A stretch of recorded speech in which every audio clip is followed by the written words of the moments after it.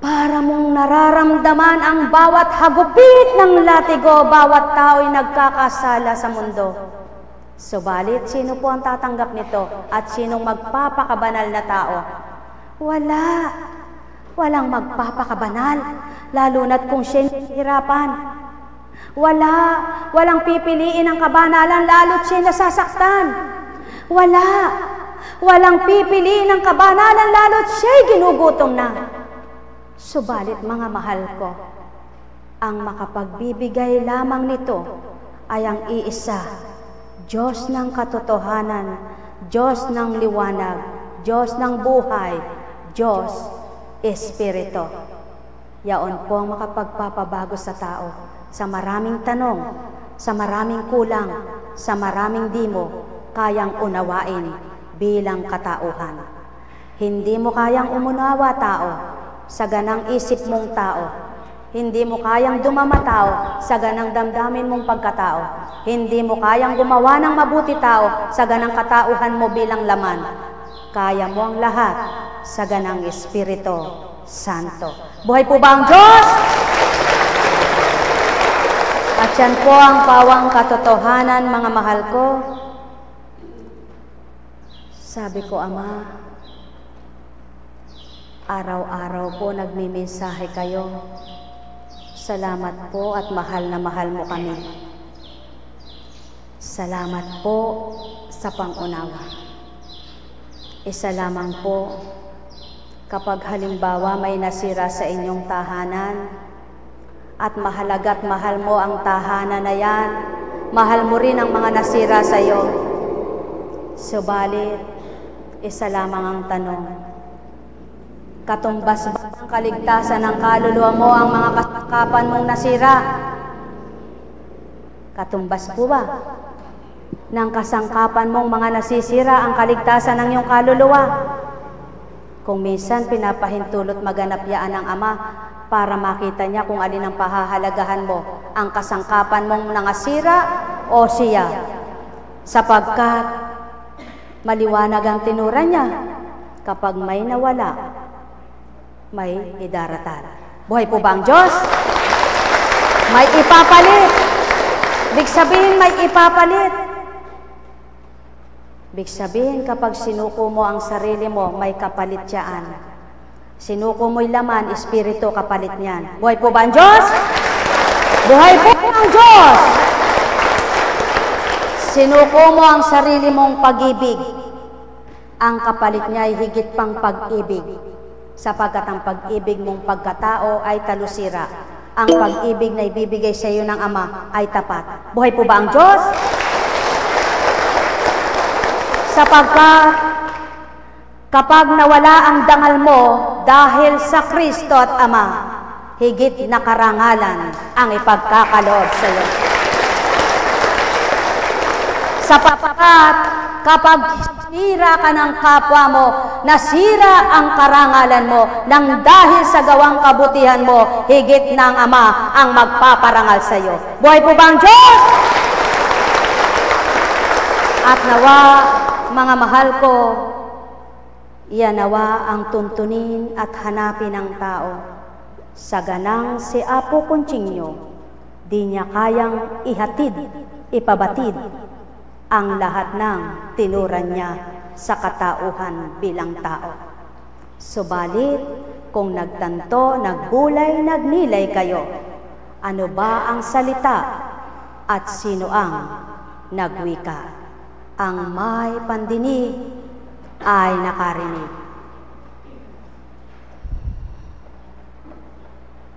Buhay po ba ang Diyos? O kay sarap ng mabuhay kung patag ang kalooban. Mamuhay ka ng sama sa tuwi na sa iyong buhay.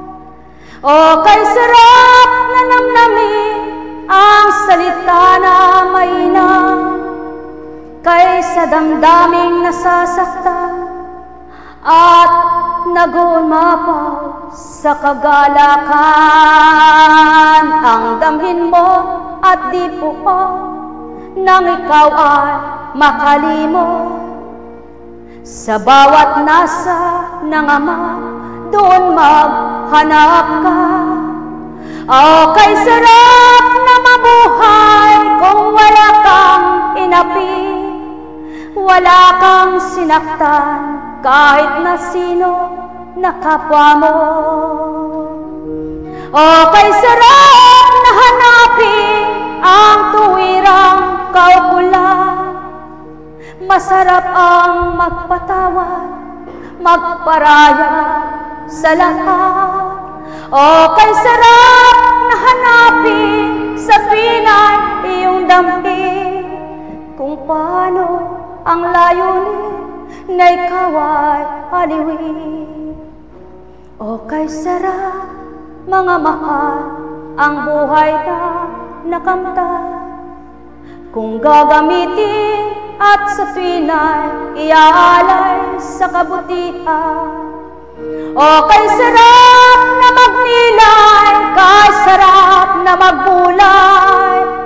Ikaw ay nakahimlay, payapa ang kaisipan.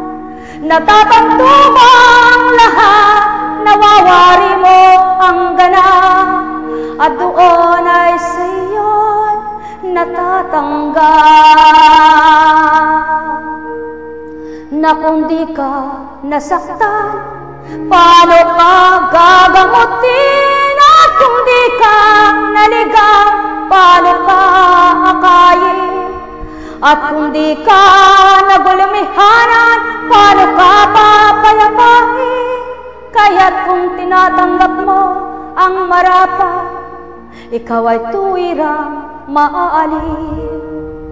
O kay sarap na gamutin sa sangkatauhan, ang tuwirang tumatanggap at tuwirang nagliliwanag. O kay sarap na damhin kung ikaw ay naaliw sa bawat kaloob ng Ama, ikaw ay nasisiyahan. Subalit kay numbay na ikaw ay pagmasdan, kung hindi mo kailanman nawawan ginagampanan. O kay hirap na pakinggan na ikaw ay nagtuturan, sa mali mong katwiran ay nananahan. O kay sarap na sa pinay ibud sa lahat, ang tunay na binhi na mainam upang gana na mabunga. Magbunga ka sa totoo at di mali na gawa mo, kay sarap na pitasin ka, pakinabangan ng kapwa. O kay sarap na magnilay, magbulay at magtanto, kapag ang gawa mo'y totoo, malapit ka sa Ama. Yan ang pawang katotohanan, aking mga minamahal. Inyong ganap na suriin, bawat sa akin ay tinurang. O'y sarap ng magnilay, mag-aral ng buong buhay. Kung kakamtin mo'y tuwiran, kautusan at kalooban ng Ama sa iyong buhay. Mga minamahal ko, yan ang pawang totoo.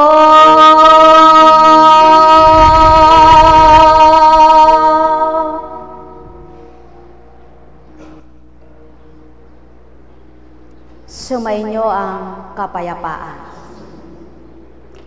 Isa pang katanungan ni Apo Conching. Panginoon, bakit yung nagpapagal sa kabanalan, nag-aalay ng kabanalan, kapag may mali ang pamilya, sinasabi ay eto? Bakit siya nagpapakabanal? Ba't di niya maakay ang pamilya sa kabanalan? Bakit po kapag ang isang nilalang, ang isang mag-asawa ay sugarol, lasinggero at mabuti ang pamilya, sasabihin naman, ba't sila lasinggero at sugarol? Ang mag-asawa na yay walang alam, bakit yung pamilya ay kay buti? Gusto ba ng tao na magkaganon sa isang nagpapakabuti?